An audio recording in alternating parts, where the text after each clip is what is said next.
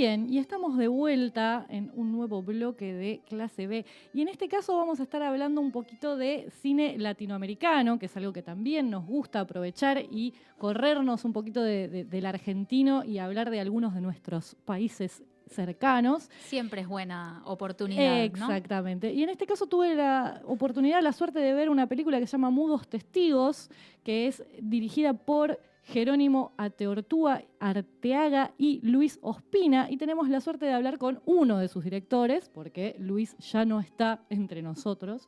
Pero Jerónimo Ateortúa está para charlar. No sé si estás por ahí, Jerónimo, ¿estás listo? Estoy por acá. Ahí estás. Apagué el video porque creo que la conexión está un poco inestable. Lo voy a volver Perfecto. a poner. Ahí te Ahí va. vemos, ahí te vemos. Buenísimo. ¿Cómo estás? ¿Todo bien? Hola, muchísimas gracias por la invitación y qué alegría que pudiste ver la película. Sí, la vi el otro día en la presentación del Festival Internacional de Cine Colombiano, que estuvo también Jerónimo ahí presente hablando un poquito, pero bueno, teníamos ganas de charlar un poquito más de lo que es la peli. Vamos a contar un poco como para arrancar, que está hecha con fragmentos de películas de cine silente colombiano, pero es una ficción a la vez porque genera una propia narración. Y lo primero que te quería preguntar es cómo fue la idea de tomar ese material para crear una ficción nueva. Pues mira, la idea fue inicialmente de Luis Ospina. Él antes había hecho una película que se llamó Todo comenzó por el fin, en el que narra casi que toda su vida. Uno podría considerar que esa película es como su gran testamento cinematográfico. Y en esa película él también narra su enfermedad. Uh-huh. Eh, Unos años después yo le pregunté a Luis si quería hacer una nueva película y él dijo que sentía que no tenía tanta energía para encarar un nuevo rodaje, pero que se le había ocurrido esta idea de contar una película en la que no tuviera que filmar una sola imagen. Y él siempre tuvo una particular obsesión con la tradición del cine colombiano. Es decir, que nuestro cine, aunque no ha sido de una producción muy numerosa, puede contar su historia siempre y cuando podamos recordarla. Y ese acto de recordar nuestro propio cine supone hilar las películas dentro de un gran relato. Entonces, esta película encuadra muy bien dentro de su filmografía porque es una forma de contar la historia del cine colombiano, pero para él era importante que se contara de forma narrativa, no como un ensayo, no como una película informativa, sino que parte también de contar la historia del cine colombiano también era restituir la vida de esas imágenes. Jerónimo, y me llama muchísimo la atención. Primero, la idea me parece que es súper original y no es algo que se haya visto antes, al menos de forma comercial. Tal cual. Y lo primero que quería preguntarte es cómo fue el proceso de recopilar todas estas imágenes, ¿no? De compaginar y de hacer un nuevo montaje. Si fue fácil, porque bueno, nosotros acá en Argentina hay un debate constante con respecto a lo que es la preservación de los fílmicos, del estado en el que se encuentran las películas. Quería saber un poco cómo fue ese proceso para ustedes. Yo en estos momentos estoy en Colombia, pero yo vivo en Argentina y cuando empecé el proceso de realización de nuevos testigos, sentía que estaba en muy mal estado la preservación de nuestras películas. Sin embargo, cuando he ido profundizando en el estado en el que están esas imágenes en otros países, incluyendo Argentina, me doy cuenta que estamos incluso bien en Colombia, lo cual es penoso. Lo cual, claro, no lo hace Eh, mejor, ¿no? Claro. sí, sí, como que te empezás a sentir bien porque tal vez otros están peor, lo cual es horrible. Pero no es que me sienta bien, de todas maneras yo sí sigo sintiendo que hay un daño que es irreparable, hay unas imágenes que se perdieron para Claro. siempre, esas imágenes se perdieron para siempre mucho antes de que desde que se crearan las instituciones que alcanzaron a preservar estas. Sería importante que en Argentina se aprendiera de esa experiencia. Yo quiero mucho a la Argentina, he vivido 15 años ahí, me considero parte también de esa tradición. El cine que yo intento hacer es tratando de construir puentes entre lo que he aprendido allá y mi identidad, que inevitablemente es colombiana, porque pues uno es mayoritariamente de donde creció, como unos años de formación muy importantes. y me parece que la tradición del cine argentino es muy robusta, muy importante, muy rica y deberían atender a la preservación de eso. Bueno, hace poco vi una película muy linda sobre Fernando Martín Peña, La vida Ujú, oscura, donde cuenta como esta labor heroica que hace él de preservación, pero eso no debiera ser la labor de un hombre, tal debiera cual. ser la labor de una Totalmente. institución y de un país, y sobre todo porque, bueno, un país sin cultura, pues es una empresa, ¿no? Es un territorio con gente y gran parte de esa cultura es el cine, y el cine argentino es muy rico y maravilloso, entonces, bueno, creo que me desvié de la pregunta, No hay Pero pero está problema, no hay bien. problema. el proceso fue muy lindo, porque si bien yo conocía estas películas, en unas ediciones de DVD que habían sido publicados por Patrimonio Fílmico Colombiano, que es la institución encargada de su preservación, eh, posteriormente pude acceder a las copias en 35 milímetros de exhibición que muy poca gente ha visto. Y muy poca gente las ha visto porque esas películas en su mayoría son incompletas. Y como están incompletas, y como están incompletas, se considera que no es digno exhibirlas, ¿no? Claro. Porque la gente exhibe películas que están completas. No exhibe películas a las que les falta un 70% del metraje. Entonces, un montaje inicial de la película se hizo a partir de los DVDs, pero hay algo que cambia espiritualmente en la elaboración de la película y es cuando uno ya ve las copias que vienen del celuloide y puede ver la imagen en profundidad. Y eso cambia de una manera muy profunda la percepción de las imágenes y la percepción de lo que ellas obran sobre uno, ¿no? Entonces eso también modificó el montaje de la película. Ese proceso de acceder a esas imágenes, pues es un proceso que no vale la pena mucho narrar porque es casi kafkiano, burocrático, pero Uf. creo que el 80% de la labor de hacer esta película se jugó en el terreno de el Excel y el formulario y los diálogos institucionales. Claro.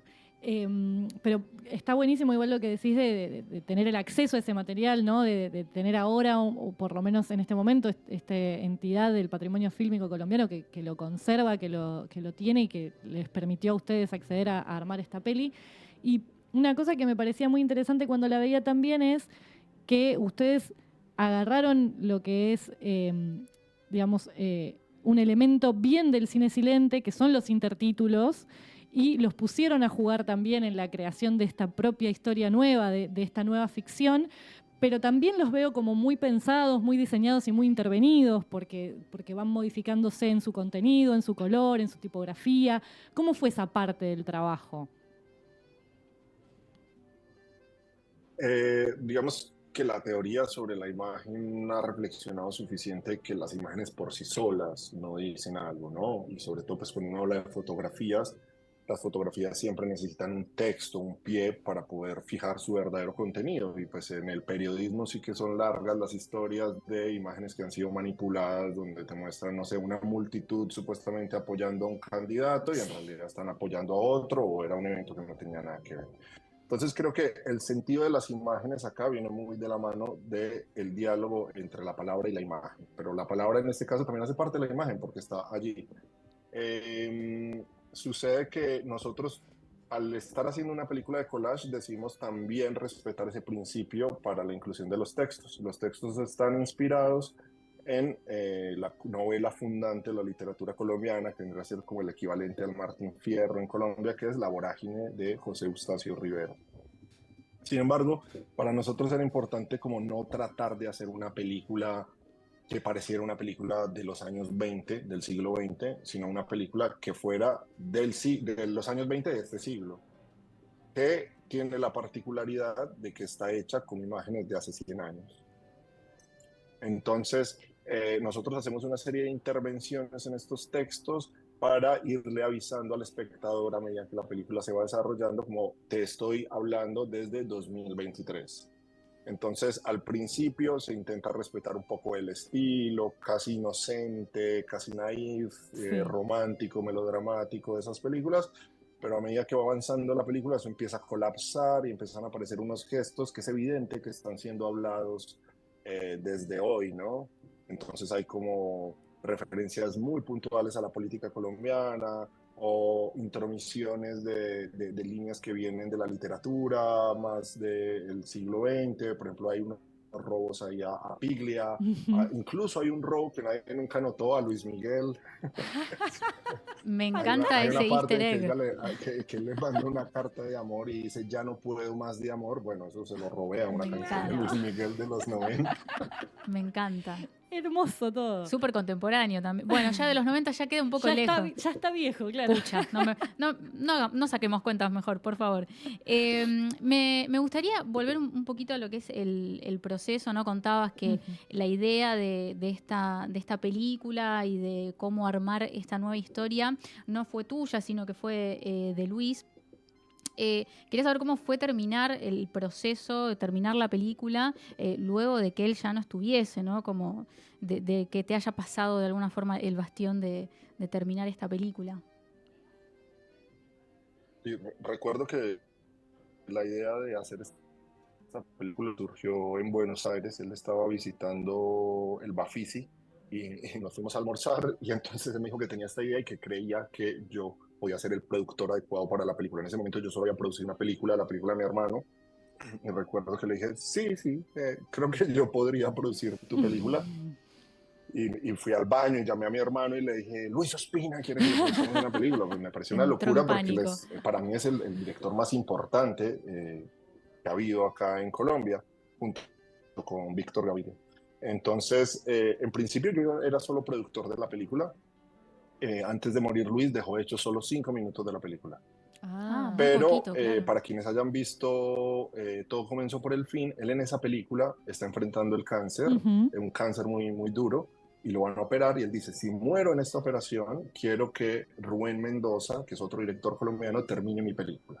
Bueno, en este caso, pues él no sale en la película, pero él me dijo a mí, si algo me pasa, vos tenés que terminar esta película, porque lo más importante es la obra. Uno sigue viviendo después de su muerte física en la obra.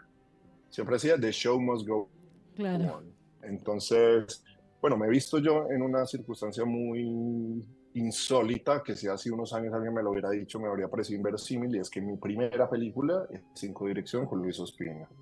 Entonces, esta película es el epílogo de su obra, es el prólogo de la mía. Yo estaba trabajando en otros proyectos míos, por supuesto, pero esta película me cayó como un mandato.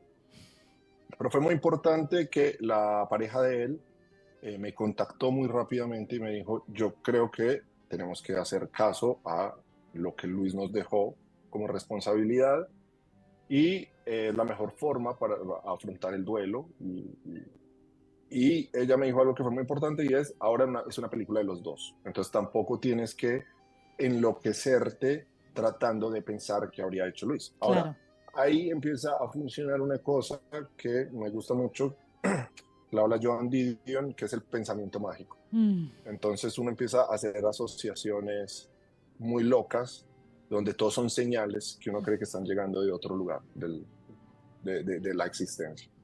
Entonces a mí me dejaron una caja llena de sus pertenencias, en la que había una copia de La Vorágine, una copia de otros libros. Entonces yo sentía que yo tenía que sacar, por ejemplo, citas de esos libros porque estaban allí.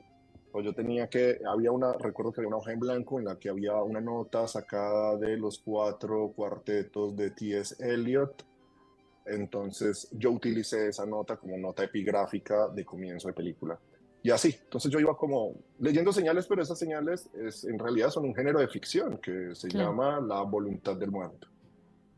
Yo hasta ahora considero que a todas las personas seguidoras de la obra de Luis han sentido que esta película lo ha honrado. Pero eh, en otra entrevista me preguntaban que qué hay de mí en esa película y qué hay de Luis. Mi respuesta es que está todo, porque esto es todo lo que yo he hecho como cineasta, y él Claro. dejó la vida. Claro. Entonces ahí está todo, de los dos.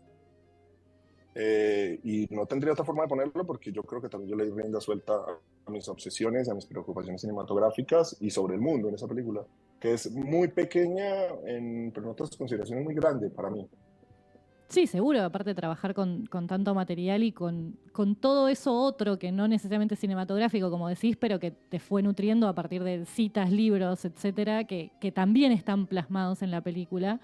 Y pensando en otro de los elementos que por ahí todavía no hablamos y que me gustaría preguntarte, es por la música y el diseño sonoro de la peli. La música es de Carlos Quebrada, también conocido como Genocidra. Y también, aparte de lo que es musical en sí, hay ciertos efectos, hay un poco de foley, hay algunos momentos más de ambiente, pero que siento que también están bastante trabajados incluso desde lo rítmico, como que tienen su cadencia, su forma. ¿Cómo fue eso para justamente imágenes que no traían un sonido original? Parte de hacer la película, una película plenamente del siglo XXI, es que ese sonido sea indisociable de la película. Cuando uno ve películas silentes, ellas traen a veces una banda sonora que se le pusieron a los DVDs o a las Tal copias cual. que uno está viendo porque es insoportable ver una película sin sonido, ¿no? Entonces es muy duro. Sí, Entonces le ponen una música, pero uno puede pensar que esa música es intercambiable. Entonces para mí era importante que al principio el espectador pensara que, bueno, sí, es una música típica para una película silente, pero que después entendiera que es indisociable. Y esa indisociabilidad se da es en la mezcla entre el diseño sonoro y la música. Entonces, pues mi indicación para el compositor y para los diseñadores sonoros de la película fue, yo quiero que esta película también cuente un arco. Y ese arco es el de la aparición del sonido en el cine, que también es aprender a oír las imágenes. Entonces la música empieza respetando la melodía, el ritmo, la armonía, y a medida que va pasando se va haciendo más moderna y también va reflejando ciertos momentos de la música en el siglo XX hasta convertirse en música concreta, modernista, que se confunde con el Foley. Entonces me pasó a mí que yo cuando entré al estudio a hacer la mezcla de la película, había momentos en que pensaba que era música y en realidad había sido Foley. Y había otros momentos en que pensaba que algo era Foley y en realidad era el chelista golpeando el instrumento que hacía sonar algo en la imagen. Entonces fue un proceso muy bello y fue donde yo entendí que en este tipo de cine la postproducción es la nueva producción. total. En realidad la escritura de la película se da allí y fue un proceso de descartar mucho. Creo que se utilizó solo el 20% de todo el diseño sonoro que se hizo. Wow. Inicialmente se hizo diseño sonoro para totalidad de la totalidad de la película, pero sentí yo que iba a ser mucho más significativo si eso era progresivo y si las primeras partes no tenían. Hay una frase que me gusta mucho de Bresson, que Bresson dice que el sonido en el cine inventó el silencio, ¿no? Total. Y es verdad, el sonido acá se vuelve más significativo es porque las primeras partes no existen. Entonces, cuando ella en una escena abre una carta y esa carta por primera vez suena, eso se convierte como en un acontecimiento sonoro. Claro. Tal cual. Eh, pero era un trabajo que uno lo puede teorizar mucho, pero se da más sobre la materia. Quiero que esto suene, quiero que esto otro no. ¿Y qué tal si ponemos esto acá? Es muy lúdico, la verdad. Me encanta. Bueno, te agradezco muchísimo, Jerónimo, por todo lo que estuviste charlando con nosotros. No te quiero robar mucho más tiempo, pero sí te voy a pedir, si querés, que nos cuentes un poquito de lo que va a ser la proyección de Accidentes de la Historia el próximo lunes 13, abriendo justamente el Festival de Cine Colombiano, que también tenés que ver con eso, aunque no sea de lo que estuvimos hablando. Vale, no, te agradezco poderlos invitar a que si ya vieron Mudos Testigos o si lo que hablamos aquí les interesa, les va a interesar también Accidentes de la Historia, que es un proyecto derivado de Mudos Testigos. ¿Y qué es? Es una aproximación diferente al mismo material del periodo silente del cine colombiano. Ahora, a mí me parecía importante tener una especie de gesto, no sé si llamarlo de generosidad, de abrir el proceso de la película. Y así como yo pude ver esas copias, como nadie las había visto, yo quería poder compartir eso con ciertos espectadores, que pudieran ver las copias incompletas del cine colombiano en su verdadero estado. Pero ¿por qué ese deseo de verlo? No porque crea que esas imágenes son importantes y que todo el mundo debería verlas, porque la verdad es que la gente puede vivir sin esas imágenes. A mí me pareció sorpresivo ver esas imágenes y sentir que de repente era como si hubieran sido producto del surrealismo o de Dada o de una Mm. vanguardia que nunca existió en Colombia. Entonces, hay unas películas que son incompletas por el paso del tiempo, porque se perdieron, porque están compuestas de ruinas, de retazos, de jirones, y esa composición extraña de las copias del cine colombiano da pie a unas obras cuyo autor tal vez es el paso del tiempo. Entonces, te lo juro que esto está muy influenciado por muchas discusiones que tienen que ver con la inteligencia artificial, que es loco eso. Porque se discute mucho si las personas pueden apreciar arte no hecho por humanos.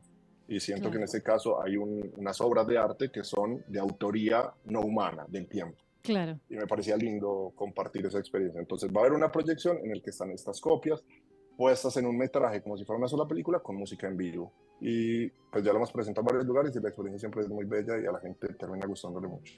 Bueno, me encanta, así que nos vamos con esta invitación. Te agradezco nuevamente, Jerónimo, por todo lo que has charlado con nosotros y esperamos ver pronto entonces también Accidentes de la Historia. Mil gracias por todo el espacio para explayarnos. Muchas gracias a vos.